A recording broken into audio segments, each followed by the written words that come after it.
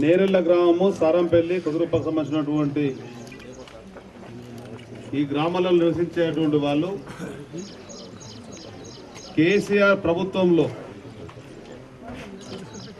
ఇసుక రవాణా అక్రమంగా చేస్తూ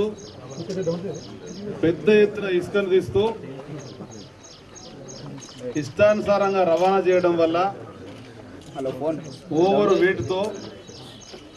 ఎక్కువ స్పీడ్తో వాళ్ళు లారీలో నడపడం వల్ల ప్రమాదాల బారిన గురై 22 జనవరి నాడు రాజారాజు అనేటువంటి దళిత బిడ్డ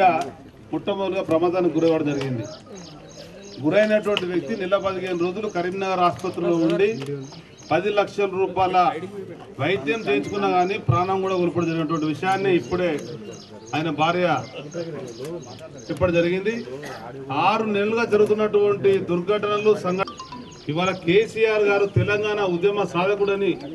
భావించి తన తనయుడు కేటీఆర్ గారి యొక్క నాయకత్వం వల్ల ఈ కాన్స్టిట్యూన్సీలో ఉండేటువంటి పేదవాళ్లకు న్యాయం జరుగుతుందని ఆయనను 3 సార్లు ఎమ్మెల్యేగా వేసుకొని మంత్రిగా వేసుకుంటే ఈ కాన్స్టిట్యూన్సీలో అడుగు పెడితే మొట్టమొదలుగా ఈ ఆడబిడ్డలను కలవాలా, వీళ్ళను ఓదార్చాలా, వీళ్ళ తాలిబొట్లు వేనేందుకు నువ్వు వీళ్ళకి క్షమాపణ చెప్పాలా. ఎవరైతే దీనికి బాధ్యులు ఉన్నటువంటి ఆ కాంట్రాక్టర్లు ఆ లారీ యజమానులు వాళ్లకు శిక్ష పడే విధంగా కూడా నీ కార్యాచరణ ప్రణాళిక ఉండాలా. వీళ్ళని ఆదుకోవడానికి మీ తండ్రి గారితో మాట్లాడి ముఖ్యమంత్రి గారి సహాయ నిధి నుంచి రాష్ట్ర ప్రభుత్వ నిధుల నుంచి ప్రతి కుటుంబానికి 10 లక్షల రూపాయల ఎక్స్గ్రేషియా ఇప్పించినాకనే అడుగుపెట్టాలని తెలుగుదేశం పార్టీ వాళ్ళు డిమాండ్ చేస్తుంది. గతంలో ఉమేష్ చంద్ర అనేటువంటి ఎస్పీ అధికారి కరీంనగర్ జిల్లాలకు వెళ్ళి అకస్మాత్తుగా ట్రాన్స్ఫర్ అయితే జీర్ణించుకోలేనటువంటి ఆ ప్రభుత్వ పోలీసు ఉద్యోగులు రాత్రికి రాత్రి కరీంనగర్ లో ఉండేటువంటి అనేక ఆస్తుల మీద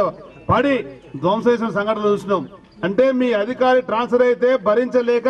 మీరు ధ్వంసానికి గురిసినటువంటి పరిస్థితి. ఆనాడు సుద్దాదేవి గారు మంత్రిగా ఉన్నటువంటి నాయకుల సమయంలో ఆయన ఇంటి మీద పడి కూడా ధ్వంసం చేసినటువంటి సంఘటనలు మనం చూసినాం. ఇవాళ పేదవాళ్ళ ప్రాణాలు గాల్లో కలిసిపోతున్నా గానీ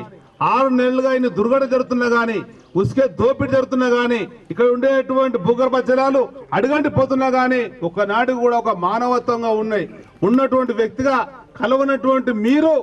ఇవాళ మీకు పరిపాలించే అర్హత లేదని చెప్పిన సందర్భం కూడా వ్యక్తపరుస్తూ నైతిక విలువలు ఉన్నట్టయితే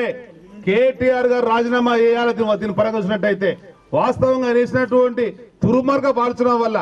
వాళ్ళ అనుమానులకు